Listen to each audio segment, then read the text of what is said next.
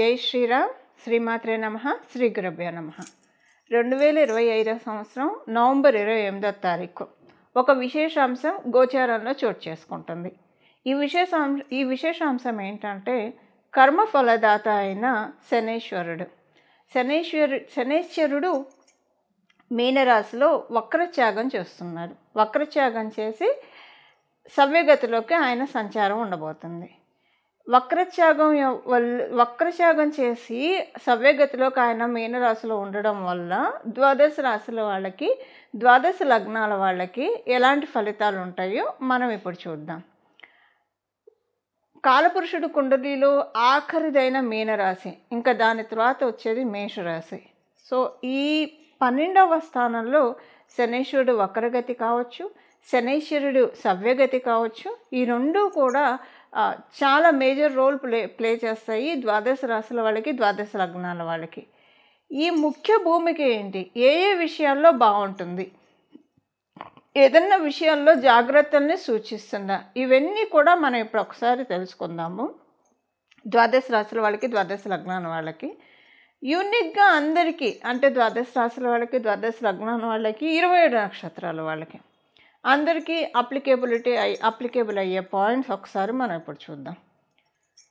మీనరాశిలో ఆయన సంచారము సవ్యగతిలోకి వస్తూ ఆయన సంచారము ఒక రకంగా కొన్ని స్తంభించి ఉన్న పనులు, అంటే ఆయన వక్రగతిలోకి వెళ్ళి కూడా మేలే చేశాడు. ఎందుకంటే వక్రగతి కుంభరాశి వైపు కాబట్టి కొన్ని మేలు కూడా జరిగింది. అయితే దాంట్లోనే కొంచెం స్తంభించిపోయిన అంశాలు కూడా ఉన్నాయి.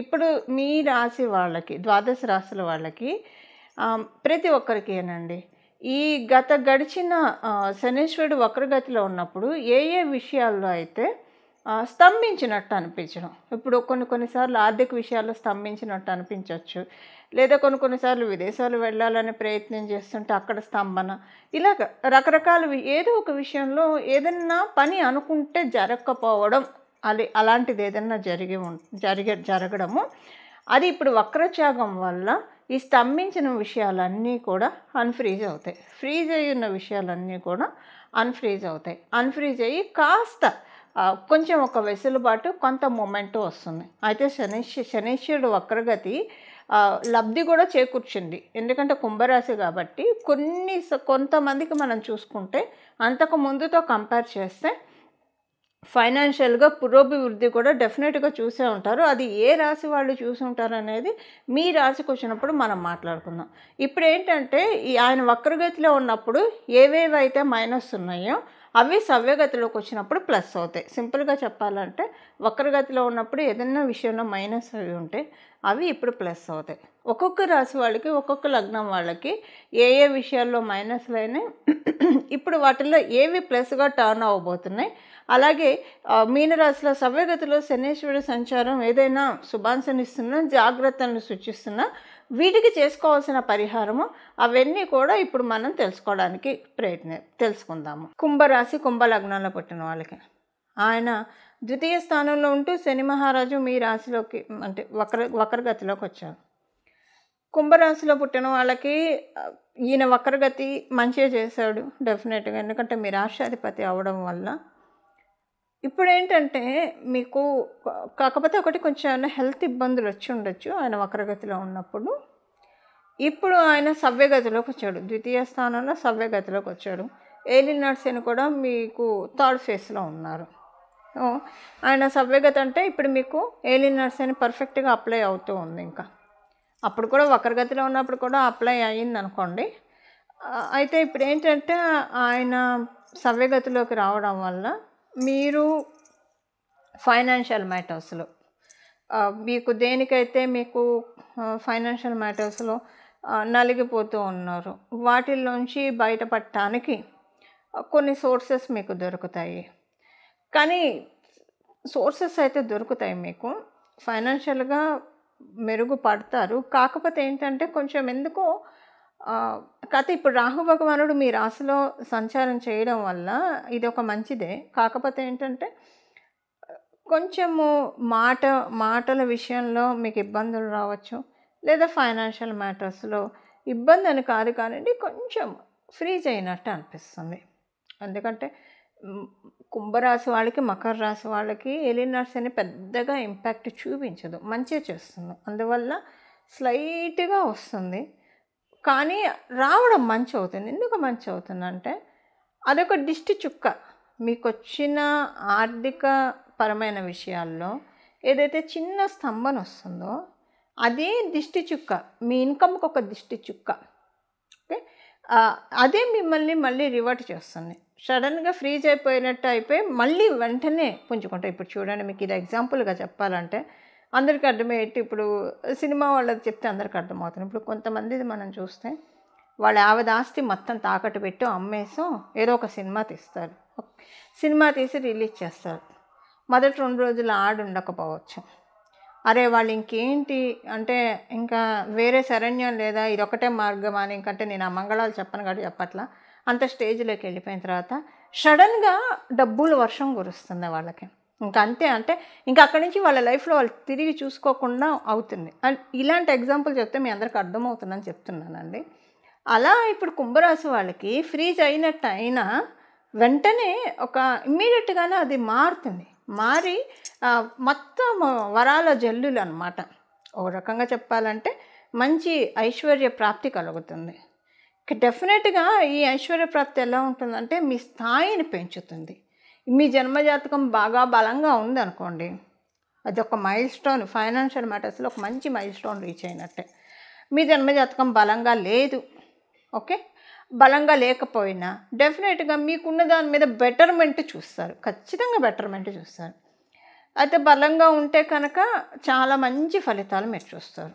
మీరు ఒకవేళ ఇప్పుడు శని మహర్దశలో ఉన్నా, లేదా మీరు గురు మహర్దశలో ఉన్నా, బుధ మహర్దశలో ఉన్నా, డెఫినెట్గా అంటే మీ జన్మజాతకం ఎలా ఉన్నా మంచి ఫలితాలని చూస్తారు. మీరు చాలా మంచి ఫలితాలను చూస్తారు ఫైనాన్షియల్ మ్యాటర్స్లో. ఇవి కుంభరాశి, కుంభలగ్నంలో పుట్టిన వాళ్ళ ఫలితాలు, శనీశ్వరుడు సవ్య సంచారం వల్ల వచ్చే ఫలితాలు. మీనరాశి, ఆఖరిది మీనరాశి. మీ రాశిలో ఉండే ఆయన ఇన్నాళ్ళు వక్రించాడు. వక్రగతిలో ఉన్నప్పుడు మీకు ఎలాంటి సిచ్యువేషన్స్ మీరు ఫేస్ చేస్తుంటారంటే, కొన్ని విషయాలు చాలా అసంతృప్తికరంగా మీకు జరుగుండొచ్చు. వక్రగతిలో ఉన్నప్పుడు నేను చెప్తున్నాను, అసంతృప్తిగా అనిపిస్తుంది. కొన్ని గివప్ చేయాలా అన్నంత దాకా వెళ్ళినట్టు అనిపిస్తుంది. అది ఉద్యోగం అవ్వచ్చు, వ్యాపారం అవ్వచ్చు. విద్యార్థినులకైతే అప్లికేబిలిటీ ఉండదు ఈ పాయింట్. గృహిణులకి కూడా అప్లికేబిలిటీ ఉంటుంది. మీకు కాకపోతే మీ ఇంట్లో సంపాదించే వాళ్ళకి అప్లికేబిలిటీ ఉంటుంది. లేదా ఖర్చులన్నా విపరీతంగా అయ్యి ఉండొచ్చు, దేనికో దానికి ఖర్చులు అవుతాయి. అంటే ఈ రెండిట్లో ఏదో ఒకటి చూస్తారు. ఏదైనా గివప్ ఇచ్చేదాకా అంటే గివప్ చేస్తారని కాదు, అంతదాకా సిచ్యువేషన్స్ మిమ్మల్ని తీసుకెళ్ళాయి. అది సంఘటనలు కావచ్చు, వ్యక్తులు కావచ్చు. అలాగే లేదా ఫైనాన్షియల్గా బాగా ఖర్చులు అనమాట. అబ్బబ్బా ఏంటి ఖర్చు, ఇదైన తర్వాత ఇది, ఇదైన తర్వాత ఇది, అసలు ఊపిరి పీల్చుకోవాలి కదా మనిషి అన్నవాడు అని అనుకుంటారు. ఇది వక్రగతిలో ఉన్నప్పుడు మీరు చూశారు కదా, వక్రగతి, ఏలినాటి శని రెండు ఉన్నాయి కదా మీనరాశి వాళ్ళకి.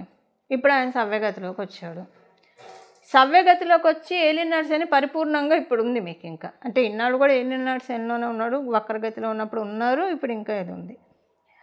అంటే ఇప్పుడు ఆయన వక్రగతిలో ఉన్నప్పుడు హెల్త్ ప్రాబ్లమ్స్ అన్నా వచ్చి ఉండొచ్చు. ఈ మూడిట్లో ఏదో ఒకటి చూస్తారండి డెఫినెట్గా. ఏదైనా గివప్ స్టేజ్కి వెళ్ళడం, లేదా ఫైనాన్షియల్గా బాగా ఖర్చులు. అదే మీ అదృష్టం ఏంటంటే ఖర్చులకు తగ్గ డబ్బులు కూడా ఆ టైంలో ఎలాగలా వచ్చేసేవి. మీకు పెద్ద అప్పులు అంటే అది అప్పుల రూపంలోనో లేదా ఏదో ఒక రూపంలో వచ్చేసేది. అప్పుడే కదా చేయగలిగేది ఖర్చు. లేదా హెల్త్ ప్రాబ్లమ్స్, మూడిట్లో ఏదో ఒకటి చూసుంటారు. ఇప్పుడు మారుతుంది, ఆయన సవ్యగతిలోకి వచ్చాడు కాబట్టి ఇప్పుడు క్యాలిక్యులేషన్స్ మారుతున్నాయి, అంతా శుభాంశాలు చోటు చేసుకోబోతున్నాయి. ఇప్పుడు పరిహారం మనం చూద్దాం. శనీశ్వరుడు సవ్యగతిలోకి వచ్చినప్పుడు చేసుకోవాల్సిన పరిహారం, ద్వాదశ రాశుల వాళ్ళు, ద్వాదశ లగ్నాల వాళ్ళు, వీళ్ళందరూ కూడా చేసుకోవాల్సిన పరిహారం ఇప్పుడు మనం చూద్దాం. ప్రతిరోజు కూడా ఇక్కడి నుంచి మొదలుకొని ఇదేంటంటే ఒక చాలా మంచి టైం అని మనం భావించాలి. ఇంకా ఆయన మేషరాశికి వెళ్ళే లోపల మీనరాశిలో ఉన్న ఈ పీరియడ్ ఏదైతే ఉందో ఈ పీరియడ్ని సద్వినియోగం చేసుకోవాలి. దేనికి సద్వినియోగం చేసుకోవాలి? మామూలుగానే 12వ స్థానం అంటే జ్యోతిష శాస్త్రం మోక్ష స్థానం అని చెప్తుంది. అంటే మోక్షం ఎప్పుడు వస్తుంది? మోక్షం అంటే మన కష్టాల నుంచి బయటపడటం కూడా మోక్షమే అవుతుంది. దేనికైతే మనం ఇబ్బంది పడుతూ ఉన్నామో వాటి నుంచి మనల్ని ముక్తి కలిగించే రాశి మీనరాశి. మనం జనన మరణ చట్రం నుంచి కూడా బంధ విముక్తులు అవ్వాలంటే మీనరాశినే మనం చూస్తాం. అంటే సహజ కాలపురుషుడు కుండలిలో 12వ రాశి అయింది కాబట్టి. ఇప్పుడు కర్మఫలదాత అయిన శని మహారాజు మీనరాశిలో ఉండడం వల్ల కర్మ బంధనాల నుంచి మనల్ని మనం కాపాడుకోవడానికి, అలాగే ముక్తి పొందడానికి, ఏవైనా ఇబ్బందులు ఉంటే వాటిల్లో నుంచి మనల్ని మనం లిబరేట్ చేసుకోవడానికి ది బెస్ట్ టైం. ఇక్కడి నుంచి మొదలుకొని ప్రతిరోజు కూడా 3 సార్లు హనుమాన్ చాలీసా చదువుకోవడము. అసలు ఎప్పుడు కూడా హనుమాన్ చాలీసా చదువుకుంటే చాలా మంచిది. కానీ ఇప్పుడున్న ఈ సిచ్యువేషన్, శనేశ్వరుడు మీనరాశిలో ఉన్నాడు కాబట్టి సవ్యగతిలో మళ్ళీ ఆయన మీనరాశిలో ఉన్నప్పుడే మనకి ఇది బెస్ట్ టైం. మనము విముక్తులు అవ్వడానికి, కర్మల నుంచి విముక్తులు అవ్వడానికి చాలా మంచి సమయము. ప్రతిరోజు కూడా 3 సార్లు హనుమాన్ చాలీసా చదువుకోవడము. త్రిసంధ్యలలో ఉదయము, మధ్యాహ్నము, సాయంత్రము. అలా కుదరదు. అందరికీ ఆఫీసులకు వెళ్ళే వాళ్ళు ఉంటారు, వ్యాపారస్తులు ఉంటారు, ఎవరి పనుల్లో వాళ్ళు ఉంటారు. అలాంటప్పుడు ఉదయాన్నే లేవగానే స్నానం చేసిన తర్వాత 3 సార్లు హనుమాన్ చాలీసా చదువుకుంటే చాలా మంచి ఫలితాలను చూస్తారు. అలాగే మీకు కుదిరితే కనుక ఇది 3 సార్లు అయితే కంపల్సరీ. మీకు కుదిరితే చూడండి 9 సార్లు ప్రతిరోజు హనుమాన్ చాలీసా చదువుకోవడానికి ప్రయత్నించండి. మనకున్నవి 9 గ్రహాలు.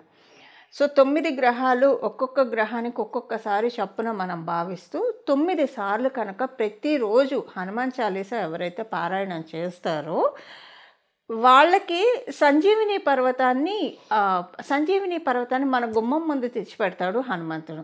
ఎందుకు సంజీవిని పర్వతం అంటున్నానంటే, రామాయణంలో మనకి తెలుసు, లక్ష్మణస్వామిని సంజీవిని పర్వతాన్ని తీసుకొచ్చి ఆ సంజీవిని అనే మూలికతోటి ఆయనకి మళ్ళీ జీవాన్ని ప్రసాదించాడు హనుమంతుడు. సో మనకి ఈ కష్టాలన్నిటి నుంచి, మన లైఫ్లో ఉన్న కష్టాలన్నీ మృతి చెంది మన లైఫ్లో ఉన్న సుఖాలు, ఇప్పుడు మన జన్మజాతకంలో ఉన్న యోగాలు ఒక్కొక్కసారి ఇన్యాక్టివ్ స్టేజ్లో ఉంటాయి, యాక్టివ్ స్టేజ్లో ఉండవు. ఒక్కొక్కసారి యోగాలు ఉన్న అనుభవం, ఇప్పుడు సపోజ్ షుగర్ పేషెంట్కి ముందు స్వీట్లు ఎన్ని ఉన్నా తినలేరు. సో అంటే అనుభవ యోగ్యంలో ఉండాలి, ఏదైనా మనకు అనుభవ యోగ్యంలో ఉండాలి. అలా అనుభవ యోగ్యంలోకి తేవడానికి, అలాగే స్పిరిచువల్గా బాగా ఇంక్లైన్ అవ్వడానికి, ఆధ్యాత్మికంగా మనల్ని మనం ప్రోగ్రెస్ చేసుకోవడానికి 12వ రాశి అంటేనే ఆధ్యాత్మికతని బాగా సూచిస్తుంది. సో ఎందుకంటే మనము ఈ శరీరంలో ఉన్నప్పుడు రెండిటికీ మనం ప్రాధాన్యత ఇవ్వాలి. లౌకికంగాను మన పనులు మన బాధ్యతలను మనం నిర్వహిస్తూ ఇదే శాశ్వతం అని మనం పెట్టుకోకుండా ఆధ్యాత్మికంగా కూడా మనం పురోభివృద్ధిని సాధించాలి. 2 గ్రోత్ మనం సైమల్టేనియస్గా చూసుకోవాలి. దీనికి ఈ బ్యాలెన్స్ మనకి హనుమంతుడు ఇస్తాడు. కష్టాలన్నిటినీ ఆయన తోకతోటి జాడించి కొట్టి అవతల పడేస్తాడు. 9 సార్లు రోజు హనుమాన్ చాలీసా చదువుకోవడం వల్ల అలాగే జీవం పోస్తాడు. అనారోగ్యవంతులకి ఆరోగ్యము, అలాగే మనకి ఏ సమస్యలు ఉంటే, ఫైనాన్షియల్గా ఇబ్బందులు ఉంటే జీవం పోస్తాడు. అందుకే అన్నాను, సింపుల్గా సంజీవిని పర్వతాన్ని మనకు అందిస్తాడు. ప్రతిరోజు 9 సార్లు హనుమాన్ చాలీసా చదువుకొని అసలు మీరు చూడండి, ప్రతిరోజు 9 సార్లు కొంచెం కుదుర్చుకొని చూడండి. తర్వాత ఈ రిజల్ట్స్ మీరు చూశాక మీరే వదిలిపెట్టరు. ఎందుకంటే మనకి ఎప్పుడూ కూడా మంచి శుభాంశలే మనం కోరుకుంటాం కదా. ఎప్పుడు కూడా లైఫ్లో మనం ఛాలెంజెస్ని అధిగమించుకుంటూ సక్సెస్ని సాధిస్తూ, అలాగే మన లైఫ్ డెఫినెట్గా ఐడియల్గా ఉండేట్టు, 10 మందికి ఆదర్శప్రాయంగా ఉండేట్టు మనల్ని మనం మలుచుకోవాలి. కాబట్టి వీటన్నిటికీ కూడా హనుమంతుడు చక్కగా ఒక కర్టన్ రైజర్ అని చెప్పచ్చు. మనకు ఉన్న ఎఫిషియన్సీకి, మనకున్న స్కిల్ సెట్, మనలో ఏం స్కిల్ సెట్ ఉంది, ఏది హైడ్ అయ్యింది, అవన్నీ కూడా ఆయన వెలికి తీసి ఈ దాంట్లో ఇందులో నీకు బాగా గ్రోత్ ఉంటుంది, దీంట్లోకి వెళ్ళు అని చెప్పి డెఫినెట్గా ఆయన మనకి ఇస్తారు. ఎందుకంటే హనుమంతుడు జ్ఞానప్రదాత కూడా. సూర్యనారాయణ మూర్తి నుంచి విద్యల్ని అభ్యసించి ఆయన మనకి అన్నిటినీ కూడా అందిస్తాడు, వేద జ్ఞానాన్ని అందిస్తాడు. హనుమత్ చరణాన్ని పట్టుకోవడం చాలా మంచిది. దీనికి ప్రతిరోజు 3 సార్లు అయితే కంపల్సరీ చదవాలి, లేదా 9 సార్లు మీకు కుదిరి చదవగలిగితే కనుక చాలా మంచిది. 3 సార్లు చదవలేని వాళ్ళు వినడానికి ప్రయత్నించండి. 3 సార్లు అయినా 9 సార్లు అయినా, కానీ శ్రద్ధ పెట్టి వినాలి, శ్రద్ధగా వినాలి. అలాగా చదవడం వినడము కుదిరితే ప్రతిరోజు కూడా భజే వాయుపుత్రం, భజే వాయుపుత్రం, భజే వాయుపుత్రం, భజే వాయుపుత్రం, భజే వాయుపుత్రం అని హనుమంతుడిని స్మరిస్తూ ఉంటే కనుక సన్మంగళాలు, హనుమంతుడు మంగళప్రదుడు. మన జీవితంలో సన్మంగళాన్ని ఆయన చాలామందికి, మీ అందరికీ తెలిసి ఉంటుందండి, హనుమంతుడు ఆరాధించేవాళ్ళు మన కష్టాల నుంచి ఎలా బయటపడేస్తారో, పిలిస్తే పలికే దైవము అని అయితే చెప్పడంలో ఎలాంటి సందేహం లేదు. సో ఇది మీ అందరికీ ఇంత నేను చెప్పక్కర్లేదు, ఎందుకంటే అందరికీ తెలుసు హనుమంతుని పట్టుకుంటే మనకి ఎలాంటి పనులు అవుతాయి, అసాధ్యమైన పనులను కూడా సుసాధ్యం చేసి పెడతాడు ఆయన. అంటే ఆ విధంగా సుసాధ్యం ఎలా అవుతాయి, మనలో ఉన్న ఎఫిషియన్సీని అలా ఆయన పెంచుతాడు. సో మనందరం కూడా ఈ సమయాన్ని సద్వినియోగం చేసుకొని హనుమత్ కృపకి పాత్రులయ్యి తద్వారా మన జీవితాన్ని ఆనందమయంగా సాగించాలని చెప్పి నేను కూడా మనందరి తరఫున హనుమంతుడిని మనస్ఫూర్తిగా ప్రార్థిస్తూ మంగళం. నమో భగవతే వాసుదేవాయ.